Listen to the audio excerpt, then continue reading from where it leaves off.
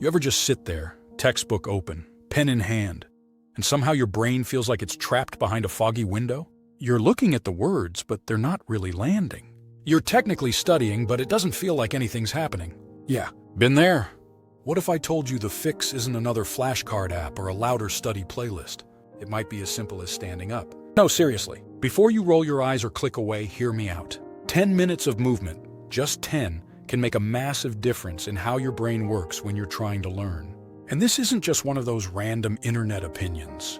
There's real science behind this. Research that's been done for decades. Let's rewind a bit. Most of us grew up being taught that the best students are the ones who sit still the longest. Stay seated, stay focused, don't get distracted, don't move too much. But your brain didn't sign up for that. See, the brain isn't some isolated system that works better the longer you're frozen in place. It's actually the opposite. Your body and your brain work as a unit. When your body is stagnant for too long, your blood flow slows down, your energy dips, and your brain starts to lag. Not because you're not smart, just because you're human. Now picture this. 2 students, same exam tomorrow. One opens their notes and starts grinding immediately. They sit for hours, no breaks, no movement. The other one, they get up, walk a few laps around their room, stretch their back, maybe do some light squats. They don't even break a sweat. Just 10 minutes of moving, breathing, loosening up. Then they sit down. Same subject. Same notes, but they're sharper, more present. They retain more, they understand faster, and they're not fighting their brain every step of the way. It's not a coincidence. It's biology. Here's what happens when you move. Your heart rate increases just a bit, which sends more oxygen and nutrients to your brain. It activates the parts of your brain linked to memory, problem solving, and focus. And it releases natural chemicals, dopamine, norepinephrine, serotonin, that help you feel alert and in the zone. So yeah, a short burst of movement might actually do more for your grades than another half-hour glued to your chair. Let that sink in. There's even a study where students were split into 2 groups. One group reviewed quietly before a test. The other took a brisk walk, just a walk. No reading, no reviewing, just moving. And guess what? The walkers did better because their brains were more awake, more connected, more responsive. And I know someone's probably thinking, I don't have time for this, my schedule's packed. But come on, you're telling me there's not 10 minutes you can use? We scroll for longer than that without noticing. We zone out in front of our screens all the time. So why not spend that 10 minutes in a way that actually gives you a return? You don't need a workout plan. You don't need gym gear. You don't need to train like you're entering a marathon. You just need to move. Walk around your room. Stretch. Put on music and sway a little. Jump in place. Anything that gets your blood flowing and your brain re-engaged. And if you build it into your study routine, if it becomes something you just do without overthinking it, it stops being effort. It becomes momentum. The craziest part?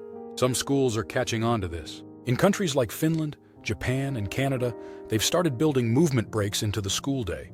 I'm not talking about gym class. I mean 5 to 10 minute sessions every hour where students get up, shake out their limbs, walk a bit, then get back to work. Teachers say it's changed everything. Fewer behavioral issues, higher test scores, more engaged students. So if schools are starting to recognize it, why are we still stuck in this mindset of sit longer, work harder? More time at your desk doesn't always equal better results. It's about the quality of focus, and movement boosts quality. Every single time. I'll be real with you, I used to push through. I thought if I sat longer, I'd eventually push past the mental fog. But the more I tried to grind it out, the worse it got. Now, I move first. Even if it's just pacing back and forth for a few minutes or doing shoulder rolls while I make tea. And when I sit down after that, I'm ready. No warm-up needed. I've already shifted my brain into gear. And yeah, it sounds small, but it's the small habits that usually carry the biggest results. This is especially powerful if you've got back-to-back study blocks, or if you're juggling school and work, or if you're prepping for a big exam and every minute counts. You want those minutes to matter, and movement makes them matter more. So here's what I recommend.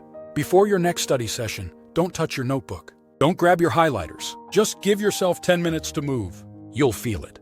That brain fog starts to lift. Your eyes don't feel so heavy. You're not forcing focus. It just happens. And the more you do it, the easier it gets. Movement becomes the cue.